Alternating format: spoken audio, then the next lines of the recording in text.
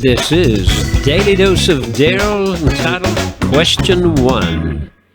If I get where I'm going, where will I be? That's the first question on this 5-question exam. Too many of us are going around in circles.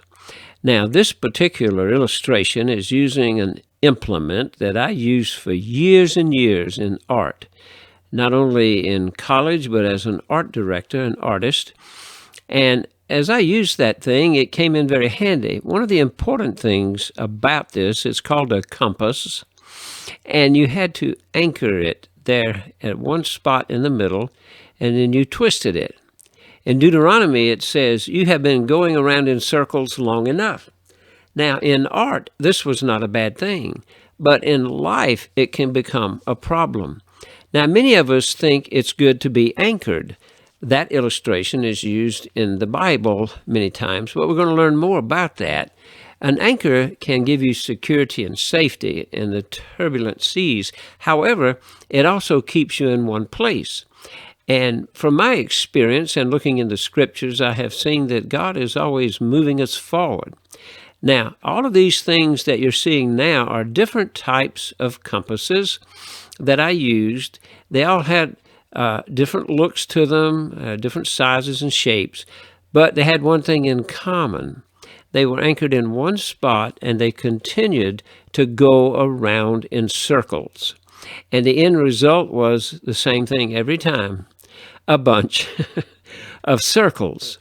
Now, in the scriptures, it says, "For in him all things were created, things in heaven and on earth, visible and invisible, whether thrones or powers or rulers or authorities, all things have been created through him and for him." Now, that's the key. Whatever we're to be doing in life has to do with our Creator. It says, "Your word is a lamp to guide my feet and a light for my path."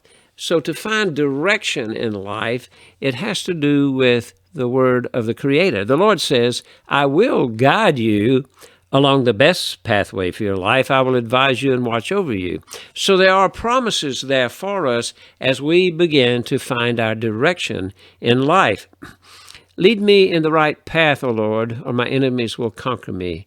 There has to be a desire in our heart to find the right path for our lives. It takes action.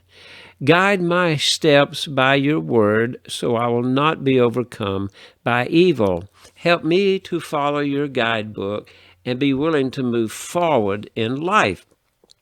"Trust in the Lord with all your heart. Do not depend on your own understanding. Seek his will in all you do, and he will show you which path to take."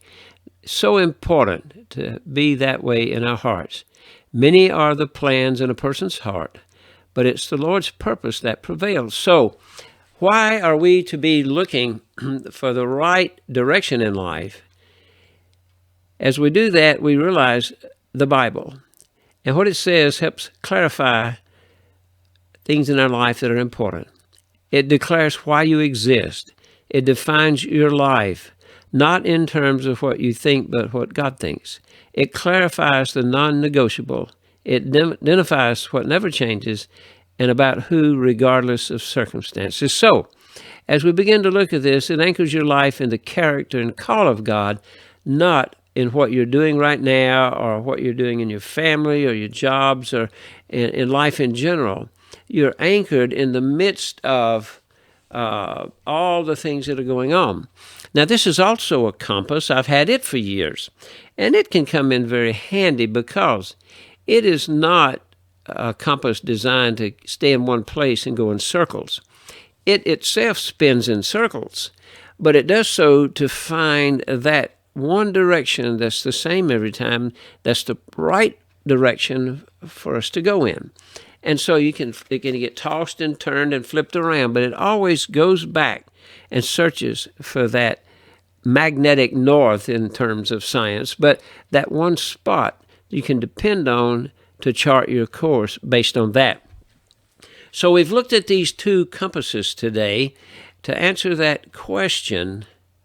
If I get where I'm going, where will I be? We need to make sure we're on the right path for the right destination, and our will is aligned with our Creator's will. That is so important. If I get where I'm going, where will I be? Stop going in circles and find your direction. Get serious. Where are you going now?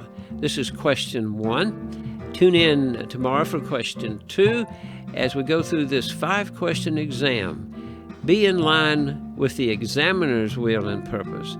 The examiner is the creator. This is Daily Dose of Darrell, encouraging you to share that good news with others.